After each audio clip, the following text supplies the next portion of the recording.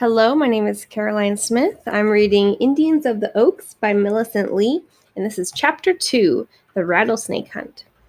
I had lived in the Indian village for a month. I had taken off my ragged shirt and trousers and ran about naked like the Indian boys. My hair was growing long, and I tied it away from my eyes with a cord of mescal fiber, the Indian string. Mescal is a plant with long, thick leaves from which string is made. I always carried a bow and arrows with me. Like the other boys, I thought always of hunting because without food we should die. One day I was carrying my little bow and arrows down a sweet-smelling trail. Gold and silver ferns grew at my feet. Suddenly, I heard the sound of voices above me, and looking up, I saw three of the young girls of the village in a cave. They were sitting on a flat rock which formed the floor. Their black hair fell all over their shoulders. They looked like three crows.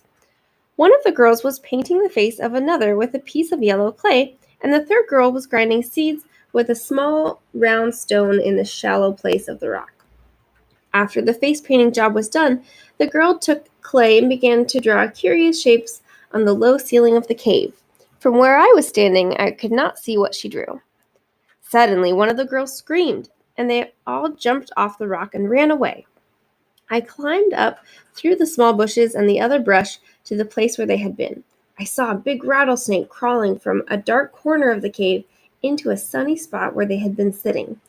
And then I looked farther in, and I saw a whole nest of rattlesnakes wriggling toward the sunlight. I ran back to the village as fast as I could and shouted, "The rattlers! The rattlers!" I had heard the Indians talk many times about the spring rattlesnake hunt. I had looked forward to the time when the warm weather would bring the snakes out of their hiding places. The young men grabbed long, heavy sticks and dashed out all together. An old woman ran her tongue over her lips and said, "We will get the water boiling." I understood what she said. I was learning the Indian language very quickly. The Indians would say a word to me over and over again. They meant to have me speaking their language very soon. But how lonely I should have been if Peon, the kind Indian who had first talked to me, had not spoken English. An old miner had taught him many English words. English, Spanish, and Indian. These three languages would help me all my life. We ran up the trail. My, those Indians could go fast when they wished. Some of them had pushed their feet into fiber sandals so that they should not slip on the rocks. They said that the thick soles also protected their feet from rattlesnakes. When we reached the opening of the cave, Peon said to me,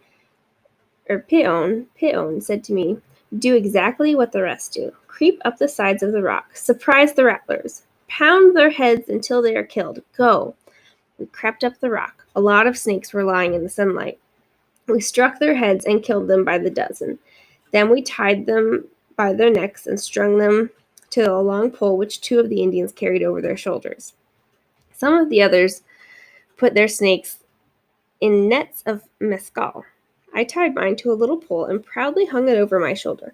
I killed only one, but many of the Indians killed several.